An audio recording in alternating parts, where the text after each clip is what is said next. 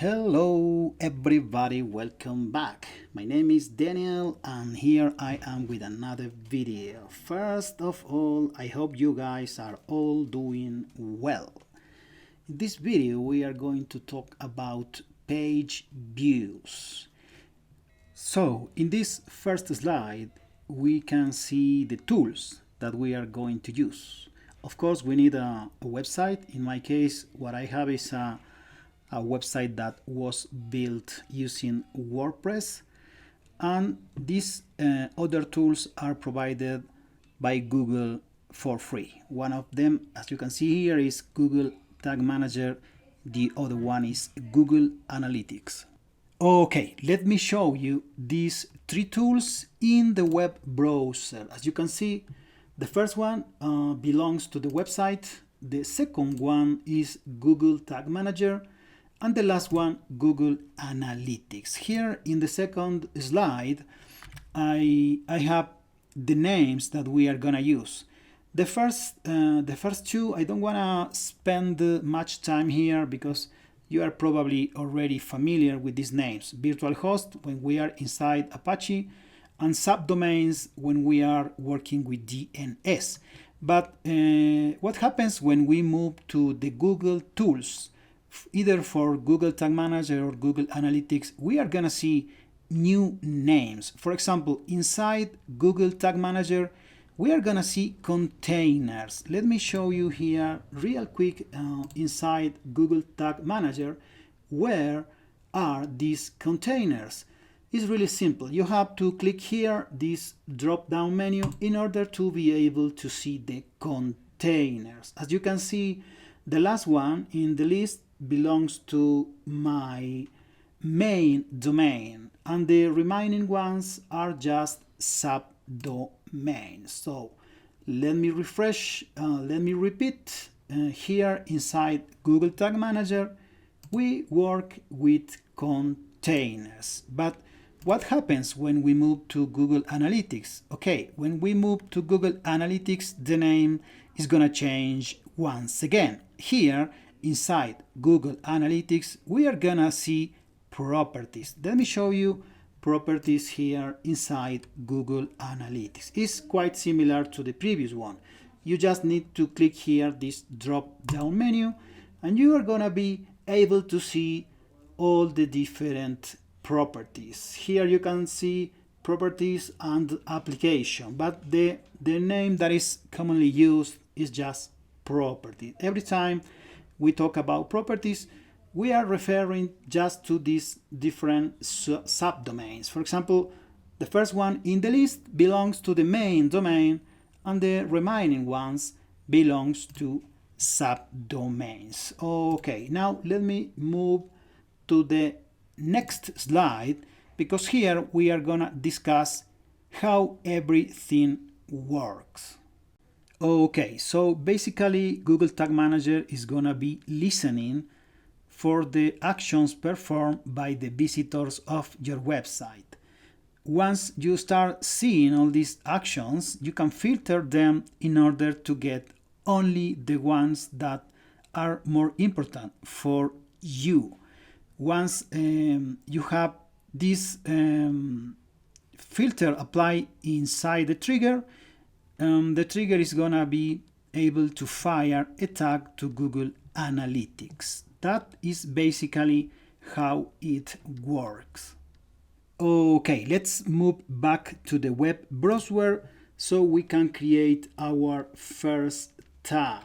So let's go straight to the point. Here we are inside tags. There is no tag in the list at the moment, so we can just click here, new, in order to create a new tag. I already have the name here in a txt file. What is tag? This one. The first one is the name I'm gonna use for the tag. Let me just copy and paste. That's it. Now we can start with the tag configuration. Which type we are gonna use? The first one, Google Analytics, Universal Analytics. Okay, what else? Track type, that's okay. Page view, that's what we want. And here variable, we are going to put the tracking ID of our property in Google Analytics. Let me see if I can, yeah, I can create a new variable from here. Google Analytics settings. I have the name also for the variable here. As you can see, I have included in the name of the variable Google Analytics settings as a reminder that this is a value that belongs to Google Analytics. Okay, so name of the variable is gonna be here, paste, that's it. Now let me change here the tracking ID. I have to go to Google Analytics just a little bit in order to get the tracking ID number. Let me show you. You have to go to admin first here, as you can see below. Once you are inside the admin view, you can go to properties. Be sure you have selected the correct property you want to work with. Then go to tracking info. Once you open tracking info, you go to tracking code. The tracking code is here. Let me just select and copy this number and paste here. Tracking ID, paste, and that's it. That's all we have to do in order to create our first variable.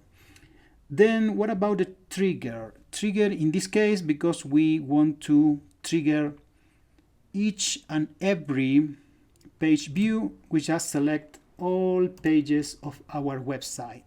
As you can see, there is no filter here because we don't want to filter anything. We want all the pages that are visited to be triggered to Google Analytics from Google Tag Manager. Okay, so that's it. Nothing else to do here. Let me save. And here you can see our first tag listed. What else we have to do before continue is to submit these changes. Don't forget to submit these changes. Let me put here, what can I say? Whatever you want to say here, just a description. New page views tag, something like that. Whatever you can just copy and paste and publish. Now you wait for just a few seconds and that's it. The new tag is live. Now we can go back to our workspace here inside Tag Manager to activate the preview. In order to activate the preview mode, you just need to click here. As you can see, preview, just click there. And a new window is gonna appear here. A new section, really visible in orange color. You can see that the preview mode is activated. Now we can go to our website and refresh the page. Let me show you. In the below of the page, you can see this new section. This section belongs to Google Tag Manager and is gonna help us to work with tags. As you can see, our tag was already fired one time. That's because somebody is visiting the page. That somebody is us. Let me just refresh once again. So we can see that this tag is working fine. That means that Google Tag Manager, as I told you before, is firing information to Google Analytics. So let's see where in Google Analytics all that information can be seen. In this case, because the tag has been recently created, we can only see information here in the real-time section. You have to go here, real-time, overview, and we can see that somebody is visiting our website in the downloads page. And that's true because we are here exactly visiting the downloads page. So this is working. Google Tag Manager is sending information to Google Analytics. In the future, let's say next week,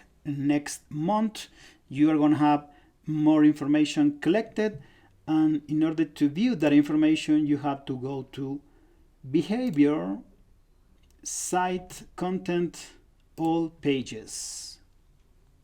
Let's wait just a second, and here you can see page views. So that's, my friends, is how everything works when it comes to Google Tag Manager and Google Analytics interaction in order to send all the page views. Okay, that's it for this video. I hope this video is useful for you. I have to say goodbye by now, but let's see you in our next video. Bye bye guys, see you in the next video.